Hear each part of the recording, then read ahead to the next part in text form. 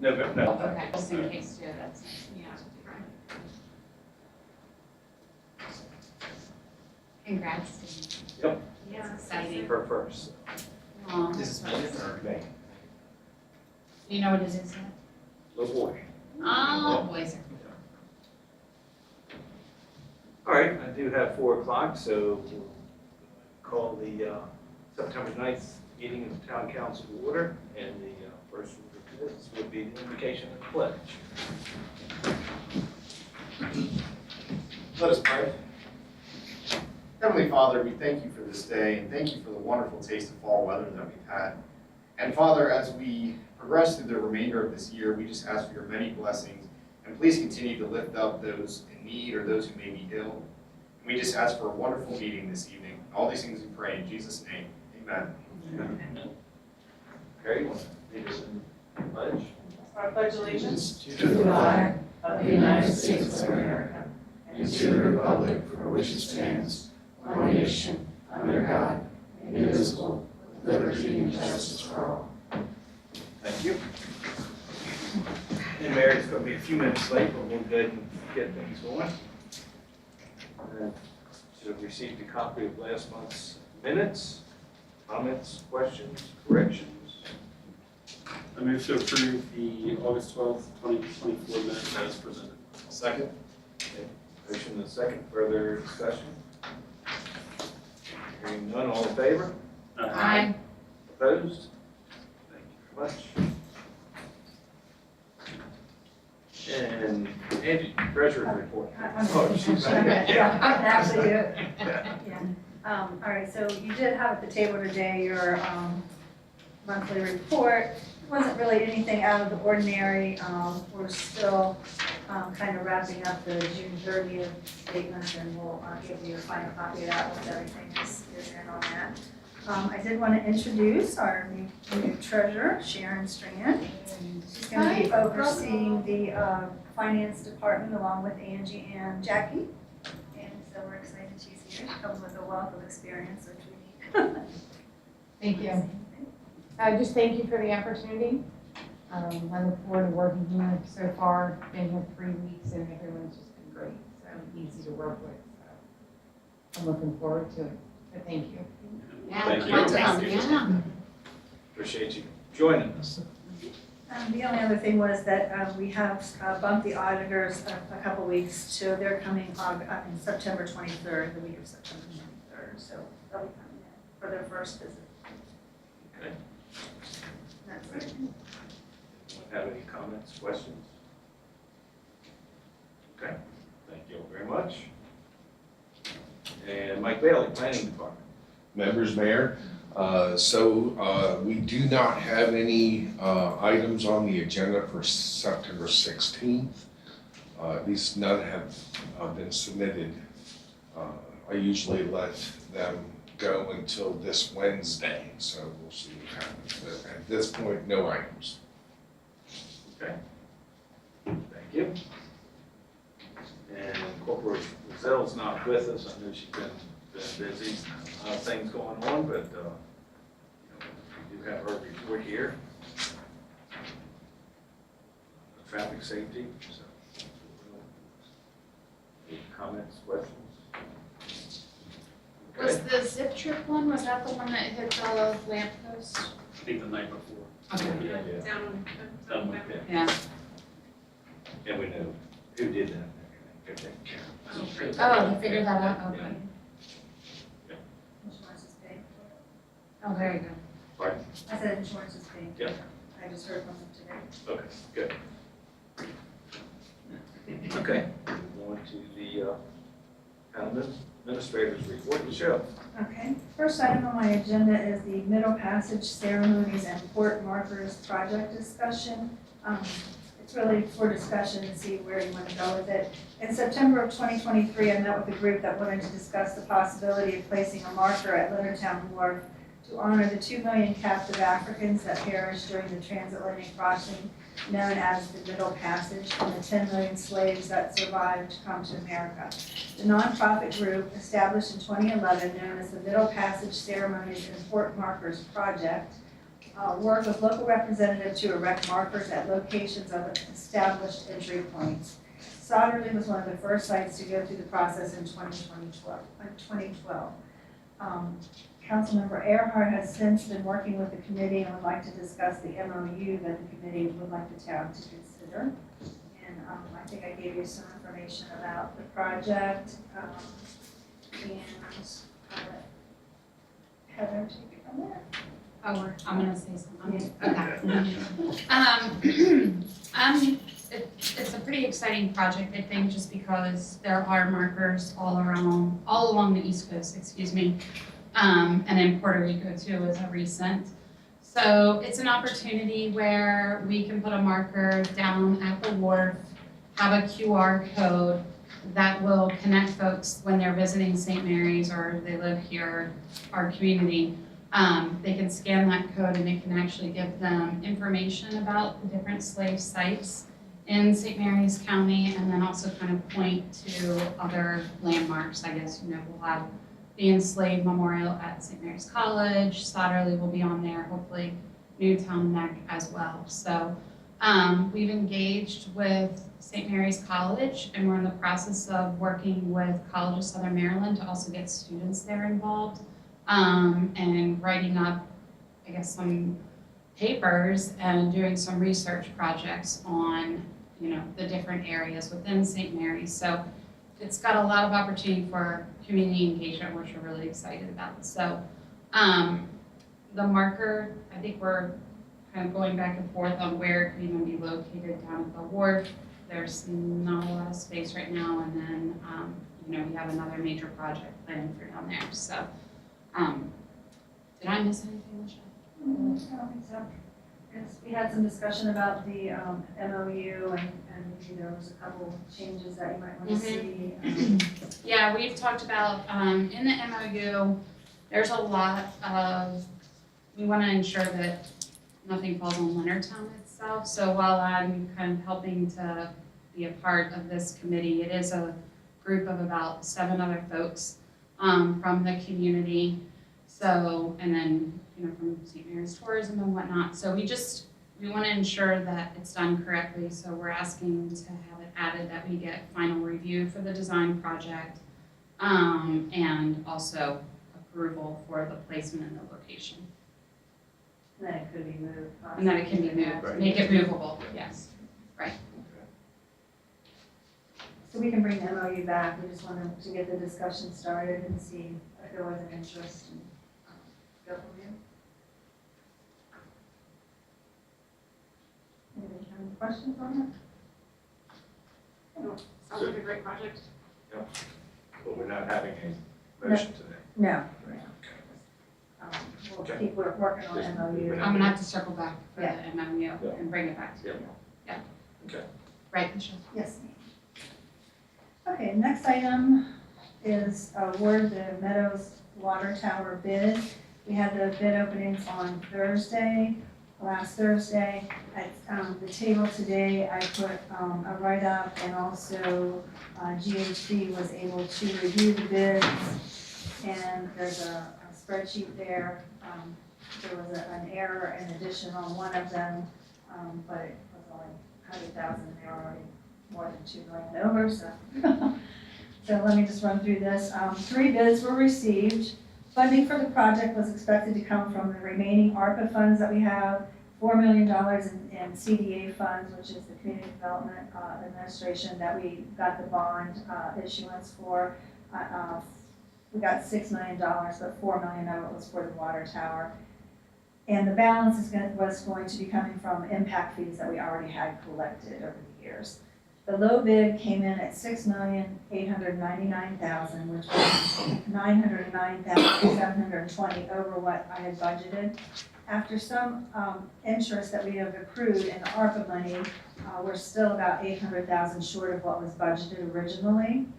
I had borrowed another $1,750,000 toward the well construction that we'll be putting out to bid soon, what I borrowed with the CDA funding.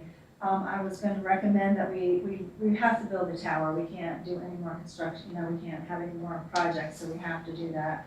I was gonna recommend we use 800,000 of those, additional funds from CDA, to complete the tower, and then once we get the bid in for the well, and we know what the actual costs are, we've had significant interest earnings on, money that we've had in the bank this year that we were not anticipating, I mean, like a lot of interest. So we'll kind of see where we're at with that, and once we get the bids in on the well, and make a decision from there about additional, funds. We also have money in other, pots for the, utilities, so, you know, I think we'll be okay, I think we have to just keep moving on the water tower and then address the well, if we know how much it's gonna cost. Now that we have the major cost in, I recalculated the water impact fee, and we knew that we were probably gonna have to raise that. We're currently at $3,000 per EDU. I'm gonna recommend and bring back in October to increase that to $6,000. And that is to ensure that the residents don't have to bear the debt service burden. It would just come from the new growth. If you remember, we raised the sewer impact fee from $13,000 to $18,000 when we got the the expansion bids in, and to cover that debt service. And so we were just really waiting to see how the water tower came in before we increased the water impact fee. So I'll be bringing that forward next month, and then we'll start the public hearing process. We did receive 3 bids, as I said. The lowest was Landmark, which was $6,899,000. CB&I was $8,093,520, and Phoenix Fabricators was originally $8,233,000, but we found an addition error, and it was actually $8,251,000, which not that much difference. I know that we had about $130,000 just in extra interest in the impact fee account. So, like I said, I think we can at least piece together additional money depending on what the bids come in for the well. For the most part, GHD got through by Friday, pretty much the spreadsheet, all the documents were there. We're still just making sure all the bids and everything. So the motion could just include that the final review of the packet and make sure everything is in order before we actually sign the contract. But I would like to get a motion today to go ahead and award the contract. But again, just want to reiterate that the cost of this is going to be the new construction, it's not current residents of our town. Correct. The impact fees are collected on new projects, and we are just using, the debt service would be paid out of the impact fees account, so it doesn't come out of our water and sewer utility bill. Have we worked with landmark structures before? GHD has. Okay. They built a lot of towers in the area. I think we visited, at work visited one, even Hollander. I think them and Stevie and I do a lot of the takes in the area.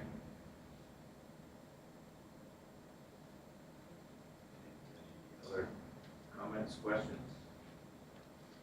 I move to award the Meadows and town-run water tower construction contract to Landmark Structures 1 Limited Partnership in the amount of $6,899,000 per bid Schedule E, pending final review of bid packet for conformance to requirements by GHD staff. I'll second. Okay, motion second. Further discussion? Okay, if I could just clarify the Schedule E. So we had an alternative for the ceiling inside the tower, and it came in at $95,000, and then we had an alternative that was $50,000, which was a different type of ceiling. And so we have, Schedule E was the lesser of the amount, so to reduce the cost, we took the addendum. Yeah, we didn't do that either. We ended up building a small building inside the building, and it was. Yeah. My only question, did GHD have reviewed all this? The one line item A6, underground piping and product protection, their bid was like $1,000 versus the others being like 30 and 82. Did that concern GHD at all? So when they far, looked at it? I haven't said of anything that they have had a major concern. Like I said, they only had a day or so to review it, so they went through the bid documents. So before we actually go into a contract, we'll confirm, that. Yeah, I mean, it's not enough to change Right. them being the lowest, Yeah, it just was like $2 seemed million. really low. Yeah, we had glanced down through some of the different items and, I'm not sure, they will be questioning why, to make sure that they got, all of the everything picked up.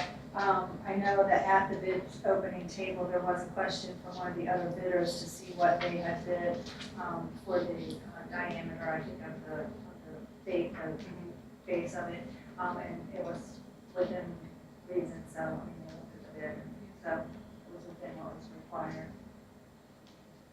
So we'll be checking it a little bit more thoroughly. Further discussion? Okay, hearing none, all in favor? Aye. Opposed?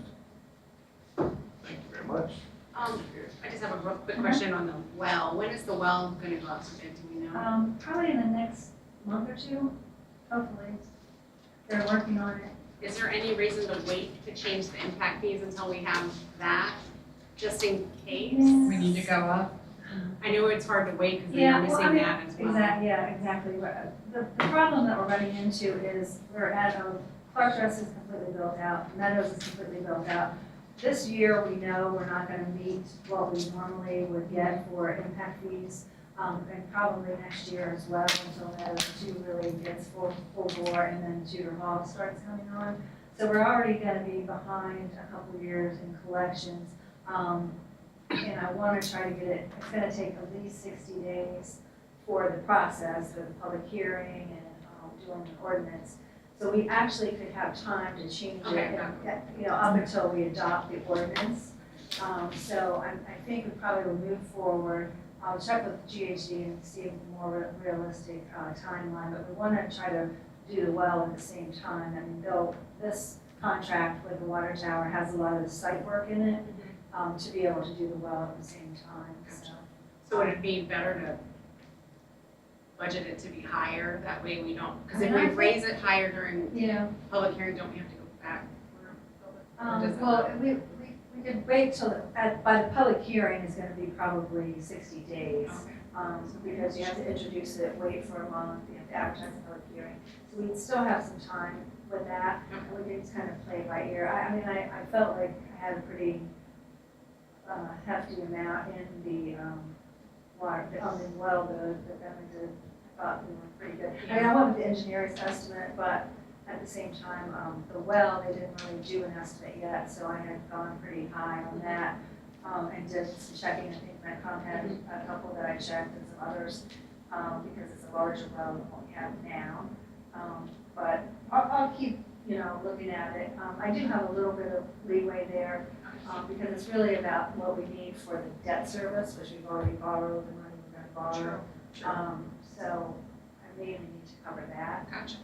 But definitely I wanna try to have as much information as Yeah. possible. Okay, great. Thanks. The next item, I just wanted to give you a project and grant update. We've had a significant amount of grant activity, and just kind of wanted to wrap it all up for you. In addition to our normal critical area grant we get each year, I think they lowered that one this year to $1,500. We also get the state aid for police protection grant every year. We recently submitted a $250,000 community legacy grant for towards construction of the parking lot at the wharf for the parcel that we just purchased. And we won't hear on that for a little while. And then we also had put in 2 facade grants. I think we talked about this in another meeting. They encouraged us because our facade grant program has been so successful. They are having new guidelines on the original facade program. So we only requested $25,000 on that. On the original one, they said we should give for more money, but it was, so we went for $75,000 on the original one. And, but they are going to be more restrictive, so they also had another facade grant program that was going to be more flexible, so we put $25,000 in that. So we have if we get it all, we would have $100,000 instead of, we've had $50,000 most years and $25,000 in 1 year. So I thought if we got that much, we could probably do some bigger projects, because we've already done a lot of smaller projects. We also have put in our normal, we have the Main Street annual that we get, which is $25,000, and the arts and entertainment that we get usually around $15,000 to $18,000. We also had put in for the public art master plan, which was a housing and community development operating assistant grant, and we got that last week. We were told for $18,000, so we'll be moving forward with the public art plan. We also, as you know, got the project Restore for $288,600, and we submitted last week, just as a long shot, a community parks and playground grant, which we haven't submitted for a long time. But we put in $400,000 to redo the parking lot, try to fix up the existing parking lot at the wharf, and do a turnaround for like the trolley at the bottom, like one of the concept plans had shown. So, you know, gotta try. Very nice, yeah. So we've been keeping Kathy busy for sure. Also, Comcast, the redesign is complete, and the work has resumed last week. As I said, last month they had shut down for a couple weeks because there was some redesign. We wanted to avoid some of the impacts in the road, because some of the roads were newly paved and we didn't want those torn up. And so they have finished that, and they're back out in the field working. Tony's in the field with them daily, trying to head off issues and making sure that they stay in the public utility easements, and just trying to spearhead that project. And then, I guess that's pretty much that for that. And then the other item was the comprehensive plan update. So we, the comprehensive plan committee has been meeting every 2 weeks for the last couple of months. We're trying to get a draft for public review before this fall, and then hope to have the final plan going through the approval process by the end of the year, try to get that wrapped up. Committee members are Doug Isla, which is a resident and a P&Z board member, Sean Lawson, also a P&Z board member and resident, Heather as a council member, Tom Collier as a resident, Mike Momo, builder and business owner, Mike Bailey, myself, and Trip Malto as a consultant. And then we will be also inviting a new Main Street person. So I'd like to introduce Jennifer Meisner. Yes, Meisner. She started today. Yes, just started. Nice. Yeah, Welcome. look Yeah. forward to working with all of you. I'm very excited to be here. I'm born and raised in St. Mary's County, and 30 years of hospitality, of running, opened all our major hotel franchises here, the Hampton Inn, the Fairfield, and the Town Place. So I'm honored to continue my tourism career here. I admire everything Laschelle and Dan have done and the entire Leonardtown team. I look forward to being part of the future, and very, very excited and honored to be working with all of you. Likewise. Welcome. Jennifer's been involved with the chamber for many years, so you've probably seen her at ribbon cuttings and Yes, such. I've seen many of you, but I'm blessed, honored to be See her at working. all the chamber meetings. Yeah. Thank you. Thank you. And then I just put in here, Secretary Day had released this about how much the Main Street has leveraged in dollars toward Maryland's economy and employment. And then he does mention that Leonardtown became a Main Street community this year, so I thought that was a nice write-up. And I think that is everything that I like that he comes and visits us. yes. Laschelle, can you tell me, how often does the comp plan need to be updated? Is it every 10 years? 10 years. 10 years.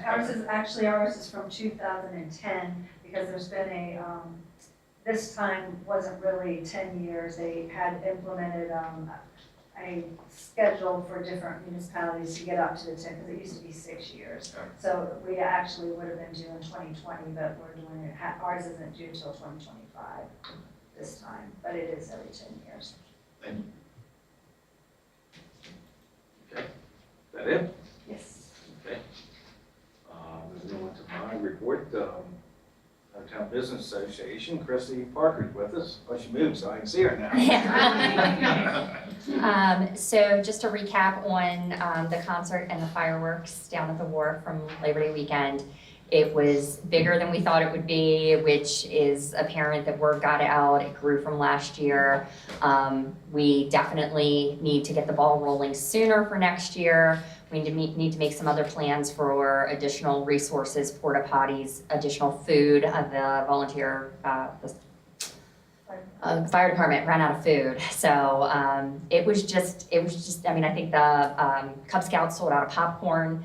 Frogtown was, I mean, Kira had chocolate ice cream up to her elbows, literally. So I just couldn't be happier with how it all went and how it turned out, and the weather was perfect. So it was well attended. So we will start eating that elephant earlier next year. Also update, the Scarecrow Stroll is gonna be again this year. So we invite you all to create a scarecrow and participate. So the deadline to sign up is September 27th and the stroll kicks off October 4th. The LBA is also putting together a survey for membership. So we want to reach out, we want to ask people what do they think the LBA should be doing for them, give people an opportunity to comment. So if you guys have any suggestions for survey questions, please reach out to me or Jen, and we will make sure to get those on the survey. We are also going to continue with the annual Christmas ornament, and we are going to be reaching out to the local high school students to submit art. We found out that in a lot of urban areas, there's a lot of opportunity for students to have, to be able to put together a portfolio. And here in the rural areas, that opportunity, they miss opportunities to do that because they don't have them. So we thought it would be a really good idea to reach out, let some students submit some art, and we will choose that way. That's a great idea. Great. Yeah. Yeah. Okay, thank you very much. Moving on to council reports, events, Heather. Thank you for that. I actually I heard the fireworks, but I missed them because that's when I had pneumonia and RSV. So, but they were telling me last week that you guys ran out of food and had to order pizzas and all that. So that's a good problem to have. I guess, that we'll just continue to grow it. The Scarecrow Walk, I definitely wanted to mention that. That's my favorite thing that happens here. So, and then the other thing is a movie night this weekend on Friday, Freaky Friday, Friday 13th, for L Town Alley. Question, Christy, did you guys figure out, I know at the one LBA meeting I went to, I think it was back in July, maybe having an event up the road, on the other side, for where the dog pet store is and all of that. Yeah, Bree is trying to coordinate with the owners of the lot, or the shopping center there. Okay. So I don't know that is set in stone yet. Okay. So, but yeah, Bree is really trying to spearhead getting some stuff going on up in North Town. Yeah. Okay, if that ever comes through, I guess I'm happy to help promote that, because I know that they really want to get on the map up there. So, Yeah. Okay. Yeah. Thank you. That's it. Thank Okay. you, Mayor. Thank you. Community Development and Planning, Nick. All right, thank you, Mayor. I don't have too much to report on. Still plenty of work, plenty of permits and UNOs coming through. The sidewalk project, Route 245, Hollywood Road, for those who are wondering, that is still working. A number of us have been contacted by the state on the property acquisition, so it is coming along. So we're looking forward to that. And then, yeah, Christy, the LBA, everybody did a great job. I was able to attend. It was a lot of fun. Sadly, yeah, because they ran out of food, so we had to run to McDonald's later and get a bite. But still a lot of fun. It was a great concert. So thank you all for everything you did. Nick got the last hot dog, apparently. I did. So I wasn't too hungry, thankfully. But no, it was a lot of fun. It was a great time. So Okay. that's everything for me. Thank you. Utilities, Christy. Thank you, Mayor. I really don't have anything to report. I just wanted to check and see how the treatment plant's going. Everything's still. Yeah, they have the clarifier offline right now. They're sandblasting it and repainting it, so that's been a little nerve-wracking because if we get a hurricane, we have to put it back online and we have to start all over again. Oh, We don't have a choice because we can't have an overflow, so they're trying to, I'm hoping it looks so far so good, so, but it's going good. Good. Is that all the noise that's coming down from there? Probably when they're sandblasting. Yeah, they're doing it really early in the morning. Oh, really? It's fine. Maybe because I complained that they need to speed it up. Like, Well, they didn't get started till like 10 o'clock. It I was like, what half is the day that is gone. noise? Oh my gosh. Yeah, we're like, Yeah. more. It's fine, it's fine, but it's just unexpected, you know, I'm like looking around the house, like, where is that, one of the kids, who's doing what? Is it like really if a hurricane or like a tropical storm, like we get a major storm that comes that? I mean, that's the only, in early 2000, the one hurricane, we did have overflow, but I mean, we have, you know, they can empty out the lagoon, 2 lagoons for right now. If those big new tanks that we have were online, but they're not online yet, we wouldn't have to worry about it, but we need all 3 clarifiers online if we get a big storm, so fingers crossed they'll finish. I think they only have a couple more weeks at the most, so. Something to worry about now. Yeah. Well, no rain for all week, so it should be good, Yeah. right? Good this week. Yeah, sure. Good, okay. And Jake, Southern Maryland Municipal Association. All right, there, so this Friday, the 13th, I have the Maryland Municipal League Board of Directors retreat in Annapolis. That's from 9 to 3. Usually for the retreat, we go to the hometown of Michael O'Connor, who's now president of the league. We usually go to Frederick, but we're going to do that in the spring, so this time we're just going to be in Annapolis, be kind of local. The fall conference is in November, so I think Heather and I are going to attend that, so that should be good. No, that's right when our granddaughter's, Oh, okay. or grandson is expected to come, so. I can understand. And also this past weekend, MML staff member Tom Reynolds and his wife Denise visited Leonardtown. I was able to catch up with them Saturday, so they had a really great stay and a lot of positive feedback. So they really like the direction we're going in Leonardtown, so they're very happy with that. And again, Christy, to the LBA and to the town staff, everyone involved in the event at the wharf, the fireworks for Labor Day weekend. It was great fireworks display, great music, and absolutely a great crowd. So thank you, appreciate it. That's all I have, Mayor. Okay. And Mary, Business Development and Retention. Oh, thank you, Mayor. Wanted to remind everybody about the 2 ribbon cuttings on Friday the 13th for 2 of our local businesses. And wanted to give you guys an update as to my latest adventure off in exploring other places. I did get to go to the Scrub Daddy store in New Jersey, the Smile Shop. And for you guys that don't know, the Scrub Daddy, I love this story. This is my favorite story of the Scrub Daddy. For anybody that doesn't know, it's a kitchen sponge. It kind of looks like a smile and stuff. Yeah. Anyway, the guy that invented it was actually a mechanic, and he was doing car waxing. And so he was waxing cars or whatever. And he invented the sponge to clean his fingers at the end of the day, which is why it has little holes in it. So he can clean his fingers, and it's got the hair so you can clean underneath your fingernails. 3M came in and bought all his waxing stuff, and they didn't buy those sponges. And so he stuck them in a box in his garage and whatever. And a couple of years later, he was out cleaning his patio furniture, and he was like, you know what, I'm gonna use up all those sponges. So he comes out and he starts using them on the patio furniture, and he's like, wow, these work pretty good. So he brought them in the house and started using them on the dishes. And he was like, these are actually kind of cute. So he put the smile in. He had his designer put the smile in so it actually looks like a happy face. And took it on Shark Tank. Got $20,000. It is the biggest grossing business ever to come out of Shark Tank. Isn't that crazy? And it was such a fun store. They have Scrub Daddy everything, Halloween costumes, everything. We had the best time. I had 3 minutes to shop because who knew in New Jersey they closed at 4 o'clock. But anyway, had a great time. So I think that was a good, it's just a good reminder that it doesn't matter. You don't know where something's gonna come from. I mean, that wasn't what the guy's plan was at all, was to become the biggest producer, along with Lysol and all the other cleaning products. That was never his goal, but he is. So what a fun story. And then to remind everybody about using local businesses for Christmas gifts. I did this last year. I had posters made, from a local business. They're great. Everybody loves them. In fact, I went and got a bunch this weekend. So I was thinking about it. I was like, oh yeah, I should mention that because of course, no business is going to be happy if you show up on December 1st and ask for an order of, 200 of these, which is what I think I got last year.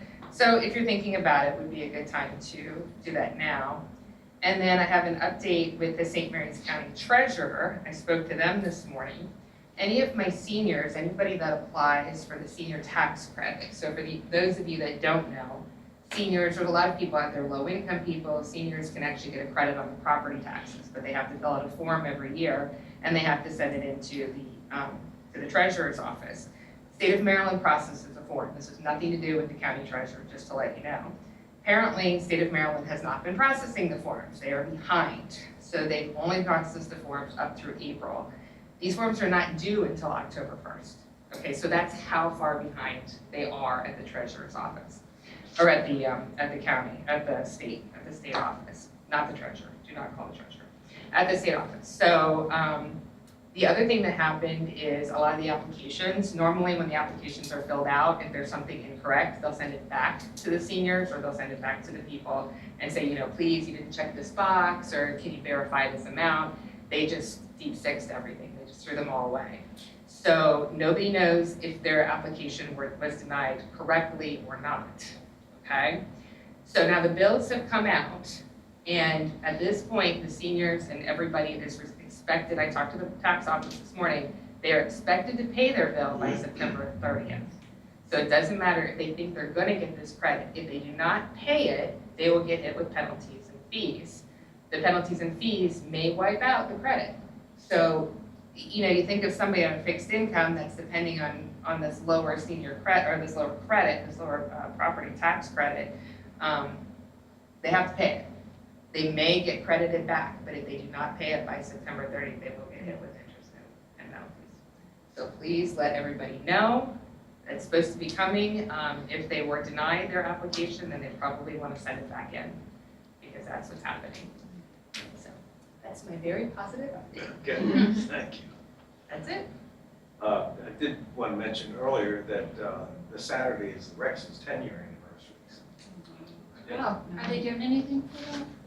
Well, they are having a thing starting at like 5 o'clock, movies, but you have to have tickets for it. So. Okay. But they're doing things all day long, anniversary. Go back to me. We have the ribbon cuttings and the wraps. Okay, I think there was, is this Mr. Peel, is that, okay, I think you wanted to kind of say a few words. Roszell, you want to introduce something? Sure. Bill Pugh, and he's from Clark's Rest, and he has a concern about Comcast. My last name is Pyle. Pyle, I'm sorry. Okay. I brought pictures and stuff. Is that okay? Can I Sure. share those?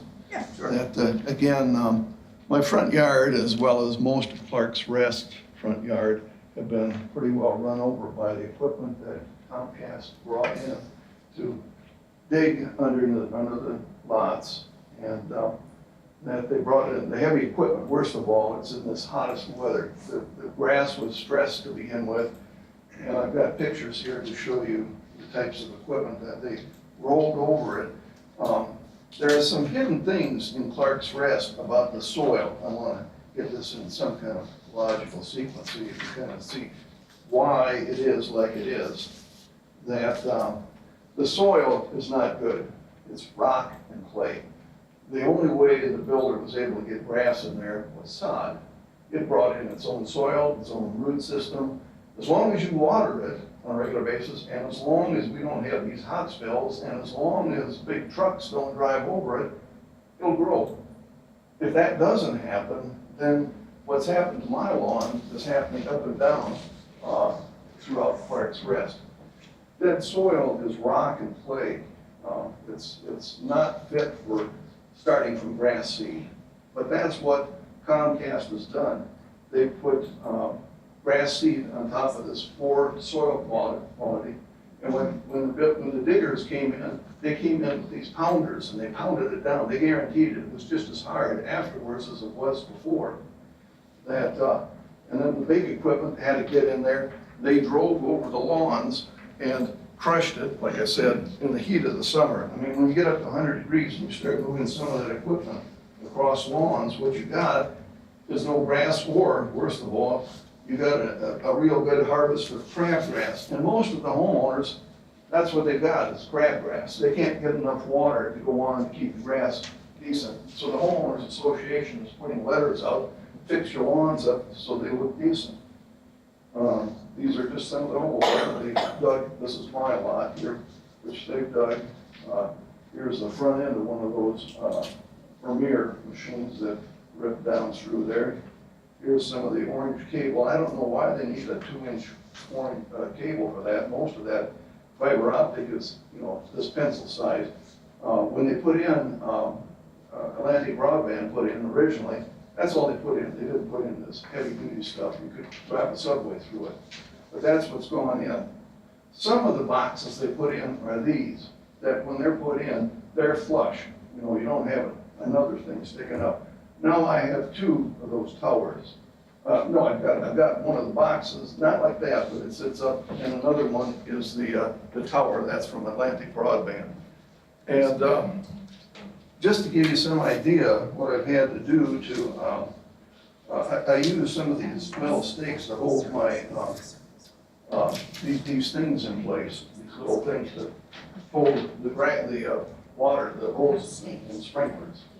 And you can't pound it in. I use a rubber mallet and it bends over. So I've had to use my DeWalt drill with a 12-inch drill and put my full body weight to get it to penetrate down so I could put some of those flakes in the whole thing. That's how hard everything underneath the grass is there.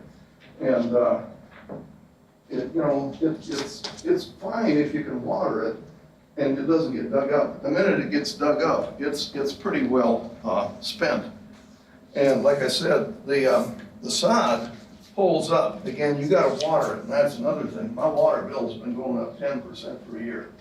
And if you amortize that over the next 10, 15, 20 years, if I live that long, you're talking serious money for water.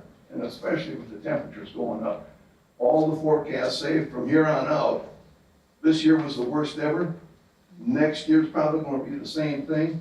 And for the years after, we're looking at huge increases in water draw or lawns that look like Crabgrass City. And you can drive through Clark's Rest now and you'll see it. I ride my bike through there. I ride my bike through Leonard's Grant. And same thing. Over there, Leonard's Grant, though, when they built that subdivision, I think there was more topsoil. The grass just seems better, holding up better, especially down on the far end of Leonard's Grant. Now, this is on between my lot and my neighbor's lot, and that's the silver hatch cover over their box. It's below grade level. There will never be grass growing in there, although they threw grass seed on top of there. And I don't know if it's gonna go or not. This is looking down the street in front of my house. They dug here, and that's down here. This is my Atlantic Broadband tower, and on the other side is this box that Comcast is putting in. Here's another picture of that. And here's another. So, you know, I bought this house thinking, you know, I'm gonna have maybe a transformer's pretty big. I got that. Then I had Atlantic Broadband, put theirs in. Now I got a third box sitting out there. I'm getting a front yard that looks kind of junky, you know what I mean? Especially when they can't put those towers in straight. They're all lopped over like this or this. They're not sitting right on the foundation. They won't come back. I did this picture just to show on Atlantic Broadband. I'm trying to get my weed whacker in there to knock the weeds down. And they put the Comcast one right up against it. There's no way I can do any cutting of weeds and stuff between the Atlantic Broadband box and the Comcast box in the transformer. Plus, they went up and down the sidewalks with this paint. They sprayed it all over. That stuff isn't coming off. I don't know how long it's going to take for that to disappear. And here's a couple more pictures of the heavy equipment. You can see it wasn't localized. They went all over that boulevard area with those tracks like that. And here's a dump truck backing up over the property. Here's another picture showing tire tracks, and then they came up on my lawn with that machine. And let me see, those are, well, and this is looking across the street. Then they shot it across the street under the front. This is part of this is on my lot. It's on the neighborhood. They came over here and up over here. So they have more cable boxes that are going to show up out there on the street. My ask is that I'd like to see what was there when I bought the property was sod. you have instantaneous lawn. I can water it, it's a challenge. I mean, with the heat now, the dry spell, it's mentioned here, it's next week, we ain't gonna get a drop of rain. And that dry spell is maybe gonna go way into the fall, we don't know. But one thing for sure, this temperature increase, that doesn't appear to be going away. And with these increases in the water costs, that new tower, that's gonna go on to No, me. sir, it's not. It's the sewer, I got, for every drop of water I draw and put on the lawn, I gotta pay for it as if it went back to the sewer, you know that, right? And so when she says, no, my water bill isn't going up, my sewer bill is going up, because I pay for that, but I don't send anything down the sewer. I couldn't get another meter. I really wanted an outside meter for any water going outside. It's not gonna have to go back to be treated down here at the plant. Why do I have to pay for it? But let me come back to my ask. I would like to ask that you guys would ask Comcast to put sod down on my lawn. Just like when I bought it, I paid a lot of money for it. My neighbors paid a lot of money for it. That seed is not gonna grow. The soil is too hard, the heat is too high. Not in our lifetime, it isn't gonna happen. So, that was my, Thank you. yeah. So I had a long conversation with Comcast about it. They don't normally bring in topsoil, but we had made that part of the agreement that they did need to bring in topsoil. This Clark's Rest has not been stabilized. They have not even finished putting the lines in. Those towers are not set. They set them down over while they had to take a couple weeks to redesign. So none of the restoration has been done there yet. What I asked Mr. Pyle is if he would just let him finish the job and do the repairs, and let's see how it goes, because they have assured me that they're going to do a nice job. They are hauling in topsoil, which they don't normally do, and they are gonna try to do a much better job. They haven't touched this. I'm not sure why they put grass seed down, because they haven't even finished that area. So no restoration, from what they told me last week, has started in Clark's Rest. Okay. So, And this is in the public utilities easement. right. And Tony is out there, he's, like I said, he's trying to stay on top of things, and I've been on many calls with them, we're trying to hold their feet to the fire, but, so far they've been very cooperative. I would like to see what they do when they start the restoration, and let's see how it goes, and we'll deal with it from there. And just as far as what I was saying about the water tower, as we were talking about earlier, the water tower is not gonna be paid for by the citizens that are already here, where it comes from the new growth. It doesn't come on your utility bill. So that's what I was saying, I wasn't saying that, but we did not raise the water bill this year. We did, the last several years we haven't. I had talked with him about on the phone was we raised the sewer, but we did not raise the water bill in the last few years. So just for clarification. So Comcast, I guess, will take this as a lessons learned and carry that through, I guess, and how they Well, work in like I the said, they other- haven't finished this yet. Yeah, so that's what I'm saying, like, didn't- once they do. Right, they have not done the restoration at all there yet, because they're not Okay. done with the project. Right, but So- then they'll learn from that, I guess, eventually. Well, I They're mean, fixing Yeah. we'll have to see how they fix it, because they Okay. haven't done any of the restoration. And Right. then, at that point, we have something to complain about, but right now, we haven't Yeah. seen them Yeah. do any of the restoration. So do they go Yeah. through the whole subdivision, put everything in, and then come back and do restoration all at once? Is that what their For the plan is? most part, Okay. but they haven't even finished Leonard's Grant yet. That's where some of the redesign was, and also Yeah. Clark's Rest, so they haven't finished any development at this point. Gotcha. And the reason we brought Comcast in is to give people a choice, to lower their bills, so hopefully that will take place also. And Roszell, I think, I'm sorry, Mayor, go ahead. Yes, sir. Again, they're putting in fiber optic. We already had fiber optic in the neighborhoods. It's good, it's fast. I had Comcast up at Dunkirk. They never cut any slack on prices. They went up yearly. Both Comcast and BreezeLine pull from the same suppliers of content media. They're gonna have to pay the same prices, whether it's Comcast or this. And then in my conversation with Laschelle, she says there's something called Think Big, another internet provider. I hate to think they're gonna come in and be drilling in my front yard again. And all of a sudden, I got that out there. I don't believe this competition that is believed to reduce the price will happen. It can't. They have to pay whoever it is that provides them the show time, whatever they're putting out there, a certain fee, whether it's this company or that company. There's no magic formula that says that Comcast is going to get it better than Breezeline or vice versa. So that's a story. I don't think it'll come around. As I stated to him earlier on the phone, we've had many, as you all know, they've come to you wanting somebody other than Breezeline so that there is some other choice. So Mr. Pyle said he doesn't want them, but that's fine. We have had a lot of people ask to have additional competition, and that's one reason that the council granted the franchise, so.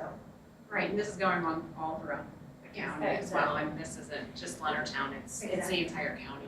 And the good thing that we've had is that we have Tony out of the field. It's a very condensed area. From what I understand, the county, they just let him go and no one was watching. So at least, I've had one of the really higher ups, when we were first upset about some things that were happening and not seeing the plans in a timely manner, he got on a Zoom call with me and we talked it through. So, so far they've been responsive, but right now I don't have anything to complain to them about because they have not done any restoration.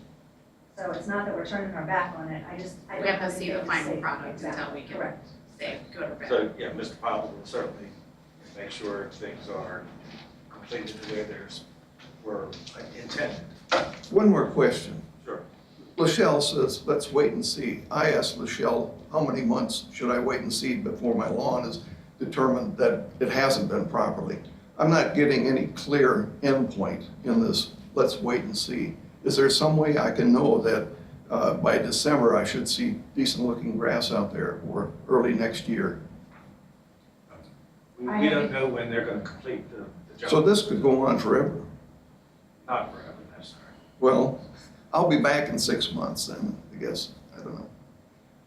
Like I said, my property tax went up this year. I'm paying over $7,000 a year in property tax. My insurance rates went up. My auto insurance rates up. Everything has gone up. And whether it's the water or the sewer, it's the same thing per gallon.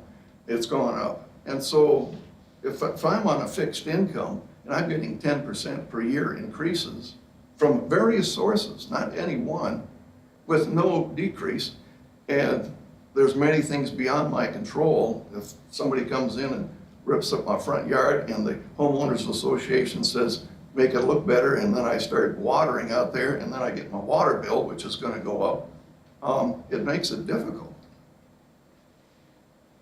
We'll be on top of it. So one of his questions about his irrigation, do we allow irrigation meters for residential? Could he put an irrigation meter in? I think there was an adjustment made. I'll check and find it. I don't believe we have meters, but I thought that there was something with the, we did take that into consideration if you have irrigation. Yeah. When we were doing the utility billing. Gotcha. I can't give you the answer. If it was, the sewer was capped or something. Yes, Yeah. yes. Does the irrigation have to be like a formal, like that they have something If you put a meter in, yes. Yeah, I believe the sewer is capped at the 10,000, which is the minimum gallons of water, but I will Gotcha. confirm that, but, That makes a lot let of you know, sense. Yeah. but yes. Michelle, I think I asked you because it caught my attention. The spray painting they're doing, that will just eventually wear off. That's Yeah, not I mean, they do it all It's over not the place all the permanent. time, no. It's the misutility Yeah, marking, so Okay. it's required by law. They actually brought in a different company and Comcast is paying for it because Miss Utility, we could not have kept up. I know Metcom had to hire It's additional crazy. people, but just to make sure that water lines weren't getting hit and things weren't happening, we said, no, you need to bring in someone. So they did bring in an outside company and Comcast is paying for that to stay ahead of the game. Yeah, Mr. Powell, I would say that they had to spray our neighborhood, our development also. I think it was within the past year and the spray paint's gone. Which neighborhood is that? Academy Hills. Okay. They even sprayed my neighbor's How long yard. was that? Do you remember how long it took? I can ask them, I think it was within the past year. They had to do some work kind of in the front of the neighborhood, on some lines. So, yeah, and it was Miss Utility also, and all of it came up. But these are the streets, the sidewalks, the lawns, We everything. don't have, so we don't have sidewalks. It was in the street and in the lawns, so, yeah. Our neighborhood was not part of Leonardtown when it was first constructed, so that's why we don't have sidewalks. Okay, Thanks for coming in. I mean, Yeah. we'll Thank keep you. an eye on it and when they're done, Yeah. we'll reevaluate, see if we need to reach out to them. Thank you. Absolutely, yeah. Yeah, thank you. Yeah, the struggle of trying to grow grass here, Yeah, so. I just let mine become weeds. It's Oh, bumblebee paradise. I yell at the children when I get it seeded and pay all that money and tell them, get out of my yard. Well, I guess I wouldn't mind, but I know it's gonna decrease property values. People coming in are gonna see, and you can drive through there now, and I ride my bike through there, and it's been an eyesore. People just don't water. Now, whether it's they don't wanna do it, but the crabgrass is coming in, it's taking over, there's big pieces of lawn, there's nothing there anymore. And I think it's gonna get worse because of all of the other stuff that's happening over there. People just aren't gonna keep the property up. When that happens, the value of that property is gonna go down, because people come in there, and that's the first thing they're gonna see, is how do the lawns look? And if they don't look decent, hey, well, that's one check mark against that neighborhood. okay, anything else? Any motion to adjourn? Move to adjourn. Second. All in favor? Aye. Thank you very much. I'm gonna pick up from school before I get charged $1 a minute. Which is, yeah. Yeah. Cheerleading. $1 a